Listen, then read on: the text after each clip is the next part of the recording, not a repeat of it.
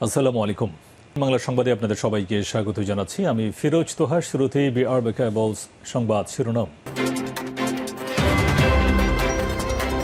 জানিয়ে দিব সর্বশেষ গুরুত্বপূর্ণ আপডেট বাংলা সংবাদ। শুরুতে শিরোনাম, ভারতকে সব দিয়ে এলেন, এদেশের মানুষের জন্য কিনে এলেন, সরকারকে প্রশ্ন করলেন বিএনপির মহাসচিব মির্জা ফখরুল ইসলাম আলমগীর। এরপর জানিয়ে দিব খালেদা জিয়ার মুক্তির সমাবেশে নেতাকর্মীদের জনস্রোত। বিএনপি চেয়ারপারসন বেগম খালেদা জিয়া ও সাবেক প্রধানমন্ত্রী বেগম খালেদা জিয়া নিঃশর্ত মুক্তির দাবিতে রাজধানীর নয়াপল্টনে দলটির সমাবেশে লক্ষ লক্ষ নেতাকর্মী উপস্থিত হয়েছিল। এদিকে নিজেদের মধ্যে সংঘাত রক্ত ঝরাচ্ছে আওয়ামী লীগ। চলতি বছরে প্রথম 5 মাস জানুয়ারি থেকে মে মাস পর্যন্ত রাজনৈতিক সহিংসতা দ্বন্দ্ব নিয়ে নিহত হয়েছে 33 জন। তাদের মধ্যে 27 জনই আওয়ামী লীগের। এই হিসাব মানবাধিকার সংগঠন আইন তথ্য থেকে জানা গেছে। এদিকে এই বাজেট বাস্তবায়নের মধ্য দিয়ে বাংলাদেশ আরও এক ধাপ এগিয়ে যাবে বললেন প্রধানমন্ত্রী শেখ হাসিনা। জানিয়ে দিব সবসময় অপশক্তির বিরুদ্ধে দাঁড়িয়েছে আওয়ামী লীগ, জানালেন পররাষ্ট্রমন্ত্রী ড হাসান মাহমুদ। 75 বছরে পথ চালায় আওয়ামী লীগ সবসময় অগণতান্ত্রিক এবং অপশক্তির বিরুদ্ধে দাঁড়িয়েছে এবং তাদের চক্ষুশূল হয়েছে বলে মন্তব্য করেছেন পররাষ্ট্রমন্ত্রী আওয়ামী লীগের যুগ্ম সাধারণ সম্পাদক ড হাসান মাহমুদ। তিনি বলেছেন, বাংলাদেশের সমস্ত অর্জন আওয়ামী লীগের হাত দিয়েই অর্জিত হয়েছে। এবং সর্বশেষ জানিয়ে দিব ট্যাংশো নদীতে ডুবে 5 ভারতীয় সেনার মৃত্যু। চীনের সীমান্তবর্তী লেহর দৌলত বেগ অন্ডির প্রকৃত নিয়ন্ত্রণ রেখার কাছে নদী পারাপার অনুশীলন এর সময় ট্যাংশো ভেসে গিয়ে ভারতীয় সেনাবাহিনীর 5 সেনার মৃত্যু হয়েছে। দেশটির সেনা কর্মকর্তার বরাত দিয়ে সব তথ্য জানিয়েছে এনডিটিভি। প্রতিবেদনে বলা হয়েছে, লাদাখের স্থানীয় সময় ভোররাত 3টার দিকে এই দুর্ঘটনা ঘটেছে। মৃতদের মধ্যে ভারতীয় সেনাবাহিনীর একজন জুডিশিয়াল কমিশনড অফিসার জেসিও আছেন। কর্মকর্তারা জানিয়েছে, এই ঘটনার সময় ওই সেনারা নিয়মিত প্রশিক্ষণে ছিলেন। তারা লেহ থেকে 148 কিলোমিটার উত্তর পূর্ব মন্দির মোড়ের কাছে তাদের 72 ট্যাঙ্কের করে বদি নদী পার হওয়ার সময় হঠাৎ করে পানি বাড়তে শুরু করে। তারপরেই দ্রুত ফুলে ফেঁপে ওঠে নদীতে সেনাসহ ট্যাঙ্কটি ডুবে যায়। প্রিয় দর্শক, এতক্ষণ শুনছিলেন সংবাদ শিরোনাম, এবারে বিস্তারিত। তবে তার আগে বন্ধুরা, আপনি কোন স্থান থেকে আমাদের সংবাদটি দেখছেন কমেন্ট করে জানিয়ে দিন এই সংবাদ সম্পর্কে আপনার মূল্যবান মতামত। আর অনুরোধ থাকবে বন্ধুরা, ভিডিওটিতে একটি লাইক দিয়ে আপনার সোশ্যাল মিডিয়ায় এই সংবাদটি শেয়ার করে সবাইকে জানার সুযোগ করে দিন। আর আপনি যদি আমাদের চ্যানেলে নতুন হয়ে থাকেন, ভিডিওটি দেখতে দেখতে চ্যানেলটি সাবস্ক্রাইব করে রাখুন, যাতে করে আমাদের লেটেস্ট আপডেট সংবাদগুলো সবার আগে আপনার কাছে পৌঁছে যায়। এবারে বিস্তারিত। ভারতকে সব দিয়ে এলেন, দেশের মানুষের জন্য কিনে এলেন, সরকারকে ফখরুল। সরকারের প্রতি ইঙ্গিত করে বিএনপির মহাসচিব মির্জা ফখরুল ইসলাম আলমগীর বলেছেন, ভারতকে সবকিছু দিয়ে এলেন, এদেশের মানুষের জন্য কিনে এসেছেন। এ সময় তিনি বিএনপি চেয়ারপারসন বেগম খালেদা জিয়ার মুক্তির বিষয়ে সরকারের প্রতি হুঁশিয়ারি উচ্চারণ করে বলেন, দেশনেত্রী বেগম খালেদা জিয়াকে মুক্ত করে দিন, না হলে যে কোনো পরিণতির জন্য তৈরি থাকুন। শনিবার 29 জুন বিএনপির চেয়ারপারসন এবং সাবেক প্রধানমন্ত্রী বেগম খালেদা জিয়ার নিঃশর্ত মুক্তির দাবিতে নয়াপল্টনস্থ দলটির কেন্দ্রীয় কার্যালয়ের সামনে আয়োজিত সমাবেশে প্রধান অতিথির বক্তব্যে তিনি সব মন্তব্য করেছেন। মির্জা ফখরুল ইসলাম বলেন, সমাবেশের মূল লক্ষ্য একটাই, দেশনেত্রী বেগম খালেদা জিয়ার মুক্তি। তিনি এদেশের প্রথম নারী মুক্তিযোদ্ধা। শহীদ রাষ্ট্রপতি জিয়াউর রহমানের স্বাধীনতার ঘোষণার সাথে একত্রতা প্রকাশ করে পাকিস্তানি সেনাবাহিনীর কারাগারে ছিলেন। টানা 9 বছর স্বৈরাচার বিরোধী আন্দোলন করেছেন, কোনোভাবেই তিনি পিছপা হননি। ছাত্রদের সাথে তিনি স্বৈরাচারকে হটে গণতন্ত্র প্রতিষ্ঠা করেন। বিএনপির 60 লাখ নেতাকর্মীর বিরুদ্ধে মিথ্যা মামলা দেওয়া হয়েছে জানিয়ে দলের মহাসচিব বলেন, 600-র বেশি নেতাকে গুম করা হয়েছে। অনেক নেতাকে মিথ্যা মামলায় সাজা দিয়ে এদেশ থেকে গণতন্ত্রকে স্তম্ভিত করা হয়েছে।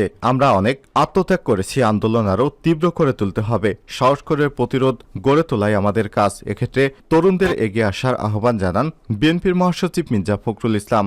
মির্জা ফখরুল বলেন, দুর্নীতিতে যাদের নাম প্রকাশ পাচ্ছে শুধু তারাই নয়, এর চেয়ে বড় রাঘব বোয়াল জড়িত আছে। সরকারের প্রতি হুঁশিয়ারি উচ্চারণ করে বিএনপির মহাসচিব বলেন, দেশনেত্রীর মুক্তির দিন, অন্যথায় যে কোনো পরিণতির জন্য সরকারকে তৈরি থাকতে হবে। সরকারকে ইঙ্গিত করে তিনি বলেন, ভারতকে সব দিয়ে এলেন, এদেশের মানুষের জন্য কিনে এলেন। তিনি বলেছেন, মানুষের ভোটাধিকার হরণ করে আপনি ক্ষমতায় এসেছেন, কিন্তু সেভাবে মিথ্যাভাবে ক্ষমতায় এসে ভারতকে সবকিছু দিয়ে আসা আপনার সমুচিত হয়নি। সমাজ সময় সকল দলকে ঐক্যবদ্ধ হওয়ার আহ্বান জানিয়ে মির্জা ফখরুল বলেন, আসুন আমরা বেগম খালেদা জিয়ার মুক্তির আন্দোলনে ঝাঁপিয়ে পড়ি, তাকে মুক্ত করি। এ সরকার ক্ষমতায় থাকা মানে দেশকে ধ্বংস হওয়া, দেশের গণতন্ত্র ধ্বংস হয়ে যা মন্তব্য করেন মির্জা ফখরুল। সভাপতির বক্তব্যে বিএনপির জাতীয় স্থায়ী কমিটির সদস্য মির্জা আব্বাস বলেন, দেশনেত্রীর মুক্তির আন্দোলন আর থামবে না, তাকে মুক্ত করেই ছাড়ব ইনশাল্লাহ। স্থায়ী কমিটির সদস্য নজরুল ইসলাম খান বলেন, এই সরকারের প্রত্যেকটি সেক্টরে প্রধান দুর্নীতির দায়ে অভিযুক্ত। এই সরকার তো দুর্নীতিগ্রস্ত সরকার। এ সময় তিনি বলেন, বেগম খালেদা জিয়ার সুস্থতা শুধু তার জন্য নয়, প্রয়োজন এই দেশের মানুষের জন্য। সুতরাং তাকে সুস্থ করে তারপর মুক্ত করে আমরা ঘরে ফিরব ইনশাল্লাহ। বিএনপির প্রচার সম্পাদক সুলতান সালাউদ্দিন টুকুর সঞ্চালনায় আরও বক্তব্য দেন বিএনপির ভাইস চেয়ারম্যান বরকতুল্লাহ বুলু, মোহাম্মদ সাজন, নিতাই রায় চৌধুরী, আহমেদ আজম খান, চেয়ারপারসনের উপদেষ্টা মিজানুর রহমান মিনু, জয়নুল আবেদিন ফারুক, সিনিয়র যুগ্ম মহাসচিব অ্যাডভোকেট রুহুল কবির রিজভী, যুগ্ম মহাসচিব খায়রুল কবির খোকন, হাবিবুন্নবী খান সোহেল, শহীদুদ্দিন চৌধুরী আনি, অ্যাডভোকেট আব্দুল সালাম আজাদ, সৈয়দ ইমরান সালেহ প্রিন্স সহ বিএনপি এবং এর অঙ্গ সংগঠনের বিভিন্ন পর্যায়ের নেতৃত্ববৃন্দ। খালেদা জিয়ার মুক্তির সমাবেশে লাখো নেতাকর্মীদের স্রোত।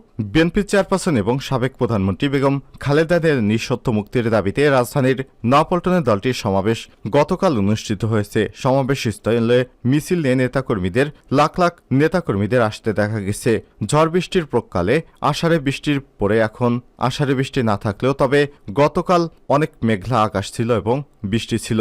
সেই বৃষ্টি উপেক্ষা করে দলীয় নেতাকর্মীরা দলীয় ব্যানার ফেস্টুন নিয়ে বেগম খালেদা জিয়ার মুক্তির দাবিতে স্লোগান দিয়ে নয়াপল্টনে আসতে দেখা যায়। মঞ্চে বিএনপির শীর্ষ নেতৃত্ববৃন্দ উপস্থিত ছিল। দুপুরের পর থেকে নাইটেঙ্গেল মোড় থেকে ফকিরাপুল পর্যন্ত বিএনপির কেন্দ্রীয় কার্যালয়ের সামনে সড়ক দুটি বন্ধ হয়ে যায়। নয়াপল্টনে লোকে লোকারণ্য হয়ে যায় বলা যায়।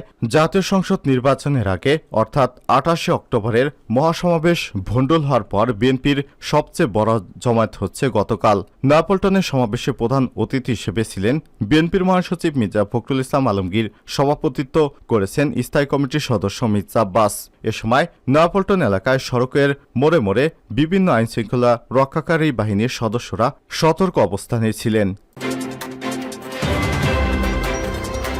নিজেদের মধ্যে সংঘাতে রক্ত ঝরাচ্ছে আওয়ামী লীগ। চলতি বছরের প্রথম 5 মাস জানুয়ারি থেকে মে মাস পর্যন্ত দেশ রাজনৈতিক সহিংসতা এবং দ্বন্দ্বে নিহত হয়েছে 33 জন। তাদের মধ্যে 27 জনই আওয়ামী লীগের। এই হিসাবে মানবাধিকার সংগঠন আইন সালিশ কেন্দ্রের। তবে সালিশ কেন্দ্র আশাক দেশের বাইরে নিহত হওয়া আওয়ামী লীগের সদস্য আনারুল আজিম আনারকে হিসাবের মধ্যে ধরেনি। তাকে ধরলে আওয়ামী লীগের নিহতের সংখ্যা এখন 28 জন।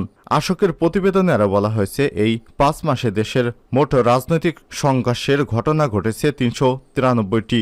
এসব সংঘাতের ঘটনায় আহত হয়েছে 3224 জন। 7 জানুয়ারি দেশে দ্বাদশ জাতীয় সংসদ নির্বাচন হয়। এরপর হয় উপজেলা পরিষদ নির্বাচন। এরই মধ্যে কিছু পৌর নির্বাচন হয়েছে। জাতীয় সংসদ এবং উপজেলা নির্বাচনে বিএনপি দলীয়ভাবে অংশ নেয়নি। উপজেলা নির্বাচন দলীয় প্রতীকে হয়নি। জাতীয় সংসদ নির্বাচনে আওয়ামী লীগের নেতারাও স্বতন্ত্র প্রার্থী হতে পেরেছেন। ফলে এই নির্বাচনে বলতে গেলে দলীয় এবং স্বতন্ত্র মিলিয়ে অধিকাংশ প্রার্থী ছিলেন আওয়ামী লীগের। উপজেলা নির্বাচনে তাই। ফলে গত 5 মাসে 393টি রাজনৈতিক সহিংসতার ঘটনায় 201টি হয়েছে আওয়ামী লীগ এবং স্বতন্ত্র প্রার্থীর সমর্থকদের মধ্যে। প্রকৃতপক্ষে এই সংঘাতগুলো আওয়ামী লীগের সাথে প্রতিপক্ষ আওয়ামী লীগের হয়েছে, আর হত্যাকাণ্ডগুলো অভ্যন্তরীণ দ্বন্দ্বের জের ধরে হয়েছে। বাকি সংঘাতগুলোর 90 ভাগই স্থানীয় পর্যায়ে আওয়ামী লীগের দ্বন্দ্বের ফলে হয়েছে। জাতীয় সংসদ নির্বাচনে আওয়ামী লীগের প্রার্থীদের সাথে আওয়ামী লীগের স্বতন্ত্র প্রার্থীদের যে দ্বন্দ্ব তৈরি হয় তার জের ধরেই উপজেলা পরিষদ নির্বাচনও দেখা দিয়েছে। আর উপজেলা নির্বাচনের পর আওয়ামী লীগের তৃণমূলে এই দ্বন্দ্ব সংঘাত আরও বাড়ছে। আর এই সংঘাতে আওয়ামী লীগের সংসদ সদস্য জেলা তৃণমূলের নেতারা হত্যার শিকার হয়েছেন। এই বাজেট বাস্তবায়নের মধ্য দিয়ে বাংলাদেশে আরও এক ধাপ এগিয়ে যাবে প্রধানমন্ত্রী। 2024-25 অর্থ বছরে জাতীয় বাজেট বাস্তবায়নের মধ্য দিয়ে বাংলাদেশ আরও এক ধাপ এগিয়ে যাবে বলে জানিয়েছেন প্রধানমন্ত্রী শেখ হাসিনা। তিনি বলেন, আমি এই বাজেটকে উচ্চাভিলাষী মনে করি না। এই বাজেট বাস্তবায়নের মধ্য দিয়ে বাংলাদেশ আরও এক ধাপ এগিয়ে যাবে। শনিবার 29 জুন বিকেলে জাতীয় সংসদের অধিবেশনে 2024-25 অর্থ বছরের প্রস্তাবিত বাজেটের উপর সাধারণ আলোচনায় অংশ নিয়ে তিনি এসব কথা বলেন। এ সময় স্পিকার ডক্টর শিরিন শারমিন চৌধুরীর অধিবেশনে সভাপতিত্ব করেন তিনি বলেন, বাংলাদেশের ইতিহাসে সবচেয়ে বড় বাজেট আমরা দিয়েছি।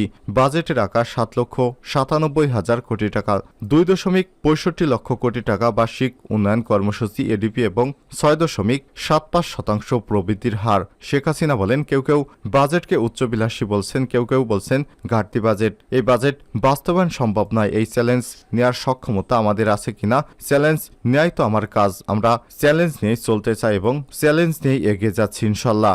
এ সময় তিনি বলেন, হ্যাঁ, একটা লক্ষ্য আমরা স্থির করি, শতভাগ কখনোই পূরণ হয় না, হওয়া সম্ভব নয়। এরপর আমাদের সুনির্দিষ্ট একটা লক্ষ্য থাকে যে এখানে আমরা যাব, সেখানে আমরা যেতে পেরেছি।